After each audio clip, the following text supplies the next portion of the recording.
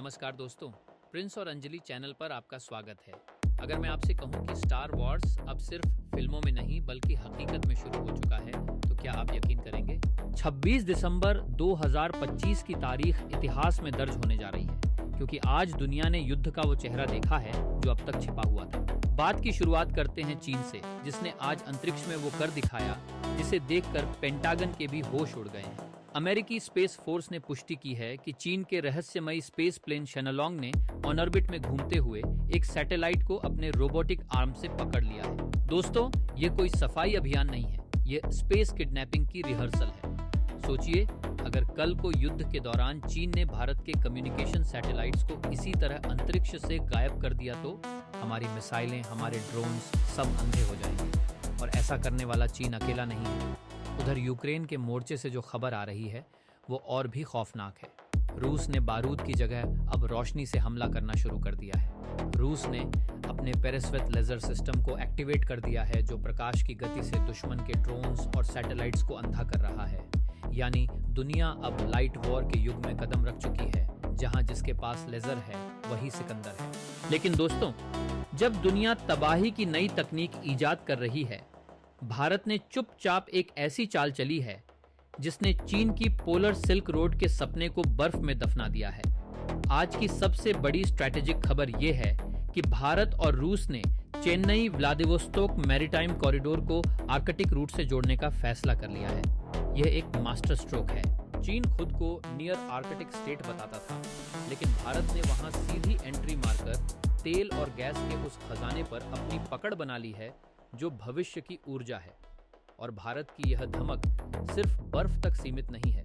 Europe के दिल Germany ने आज भारत के यूपीआई को पूर्ण स्वीकृति दे दी है। अब बर्लिन में भी भीम ऐप चलेगा, जो डॉलर की बादशाहत पर सीधा प्रहार है। वहीं 7 समंदर पार अर्जेंटीना में भारत की सरकारी कंपनी काबिल KABIL को लिथियम की 2 बड़ी खदानें मिल गई हैं। और साथ ही अर्जेंटीना ने चाइनीज फाइटर जेट्स को ठुकराकर भारत के तेजस MK1A को चुना है। यानी हम चीन को उसी के खेल में, उसी के मैदान में हरा रहे हैं। लेकिन तस्वीर का दूसरा पहलू देखना भी जरूरी है, क्योंकि खतरे अभी टले नहीं हैं। तुर्की ने दुनिया का पहला AI ड्रोन स्वार्म टेस्ट किया है। 500 ड्रोन्स जो बिना इंसान के खुद फैसले लेते हैं।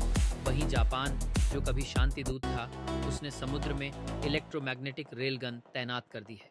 दुनिया भर में संघर्ष के नए मोर्चे खुल रहे हैं। सर्बिया और कोसोवो सीमा पर टैंक खड़े हैं। लाल सागर में हूदी विद्रोही अब अंडर वाटर ड्रोन से हमले कर रहे हैं। और कांगो में कोबाल्ट की खदानों पर विद्रोहियों के कब्जे से आपके मोबाइल और EV बैटरियां महंगी होने वाली हैं।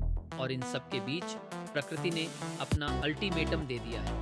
अंटार्कटिका के डूमड़े ग्लेशियर के नीचे वैज्ञानिकों को गर्म पानी की नदी मिली है, जो इसे अनुमान से 10 गुना तेजी से पिघला रही है। और आखिर में हमारे पड़ोसियों की वही पुरानी फितरत।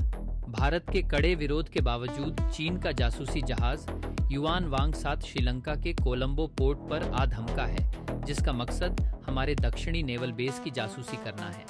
सैटेलाइट्स ने यह भी खुलासा किया है कि चीन ने भूटान की सीमा के अंदर 3 नए डुअल यूज गांव बसा लिए हैं, जो सिलीगुड़ी कॉरिडोर के करीब आने की एक रेंगती हुई साजिश है।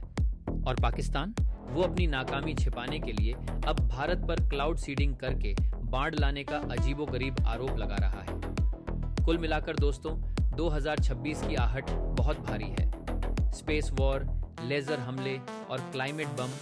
भारत इन चुनौतियों से कैसे निपटेगा? क्या आर्कटिक में हमारी एंट्री चीन को रोकने के लिए काफी है? अपनी राय कमेंट में जरूर लिखें। अगर आपको यह डीप एनालिसिस पसंद आया तो वीडियो को लाइक करें और प्रिंस और अंजलि को सब्सक्राइब करें। जय हिंद।